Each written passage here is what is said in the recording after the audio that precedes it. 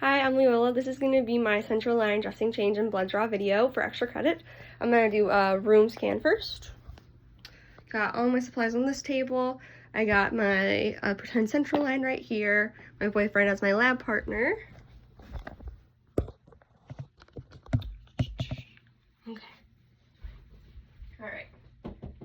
Hi, I'm Leola. I'm going to be your student nurse today. Could you give me your name and your date of birth? Ezra Savico, 52905. Perfect. Do you have any allergies? No, I do not. Alright, I'm just going to check your wristband, make sure everything looks correct. I'm going to provide for privacy and do a hand hygiene. So looking at the provider's orders, it looks like he prescribed for you to have some labs drawn from your central line, and then it also looks like you are due for your weekly dressing change. Is that okay? Yes. Okay, so before getting started, I'm just going to get my stuff ready, and we'll do your blood draw first. Alright, so first I'm just going to make sure all my supplies are on the table and in dates. I do not have any alcohol wipes on hand by me, so I will just be verbalizing when I will be using those. Looks like I have all my materials and everything is not expired. They're all within date. So to start with the blood draw, I'm just going to start out by putting on some clean gloves.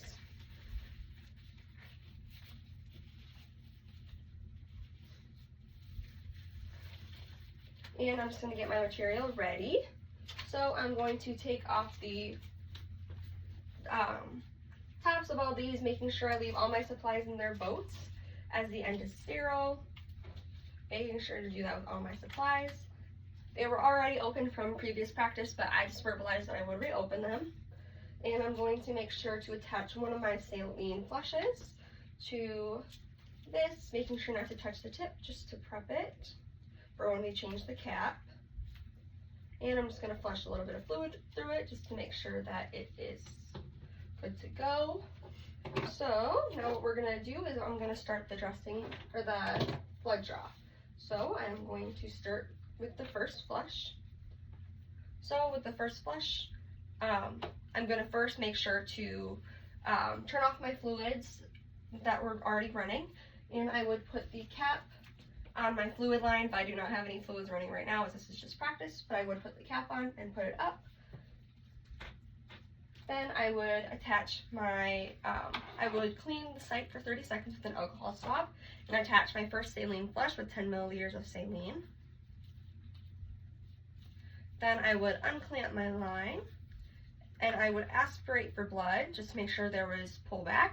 And then I would use the push-pause method to insert 10 milliliters of saline. Once I do that, I would draw back for 10 milliliters to get discard blood to discard.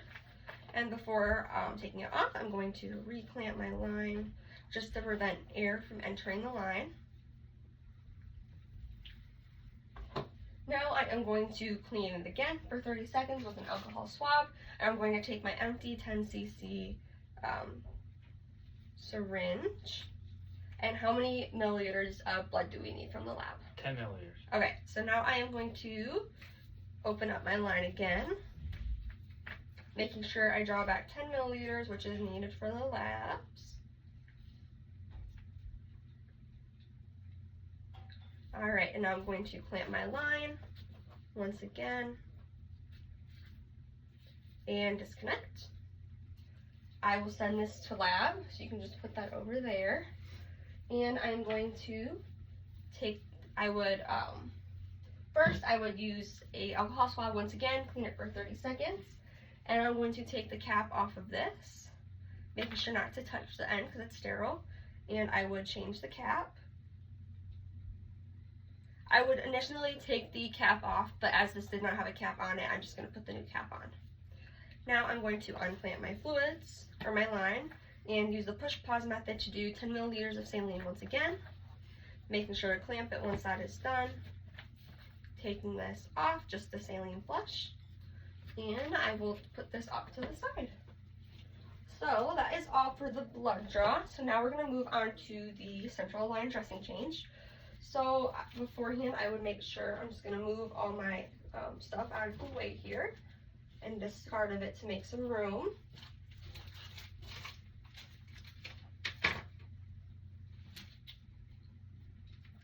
And I am going to change into a new pair of gloves as these might have blood on them, so I don't want to use the same gloves for my patient. I want to change gloves. I I would not take them off normally like this, but since I am reusing them, I'm just taking them off like this so I can reuse them later.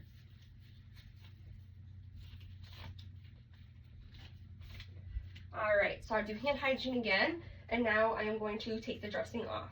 So first I'm going to make sure to put a mask on my patient and a mask on me to ensure that no droplets get onto the site. Alright, now that I have my mask on, I'm going to put on a pair of clean gloves because I already did my hand hygiene. I'd wash my hands. And I would take my dressing off, making sure not to touch the insertion site. So I would just take it off, and then I would put it in my glove like this. I would put it in my glove, and then I would discard. Now that I've done that, I'm going to do my hand hygiene again. I'd wash my hands, and now we're going to go on to the sterile part. So for the sterile part, we have my central line dressing change kit.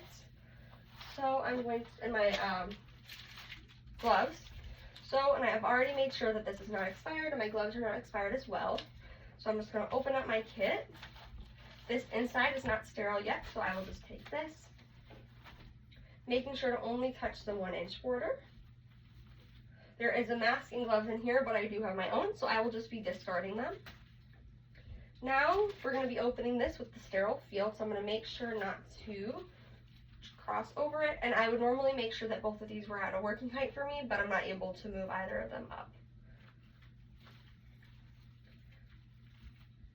Alright, so the inside of that is sterile, so we don't want to touch that yet.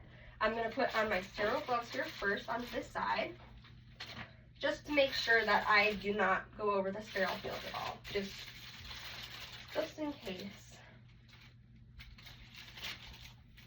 So I'm going to do my dominant hand first.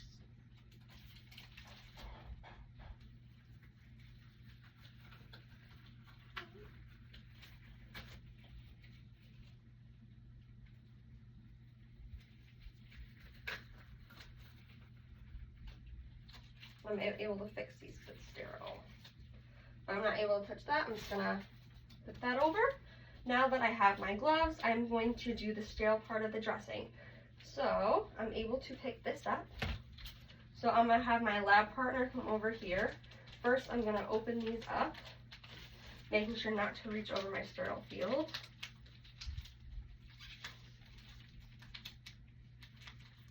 Ooh, those are hard. Alright. I'm just going to have my lab partner hold those while I clean the line. So I'm just going to sacrifice my left hand, so I'm not able to use it anymore. So I'm going to take my first one, and I'm going to clean around the dressing area, making sure not to go over once I have done it. Drop that in the trash. Second one, I'm going to go in a larger circle around where I cleaned before, making sure not to touch the same place twice. Without reaching over my sterile field, I would throw that one away. And then this one is going to be going up my line in a back and forth motion. And I would throw that away, and you can just throw that away. Just don't reach over the field. Perfect. Okay, so now that we have done that, now I'm able to do my dressing. So I am able to touch this dressing. And I'm just going to use my other hand a little bit to help here.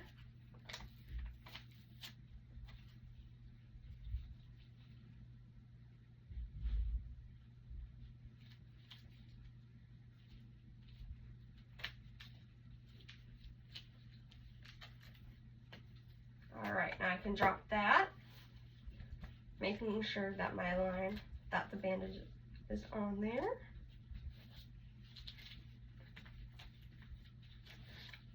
I would date and initial it, and I would also make sure when I was cleaning it to observe the site for any redness, signs of infection, swelling, any abnormalities, which I did not see any. I put my initials, time, and date on there. And now the final step would be just to flush the line again. So by doing this, I would just do an alcohol wipe, and I would do it again. I'd make sure to put the flush on. I would unclamp the line and I'd flush 10 milliliters of saline. And I would clamp the line and take the flush off. And that would be the end of the skill. Is there anything else I can do for you? No. Alright, perfect. Then I would just discard all my materials and I would document the procedure.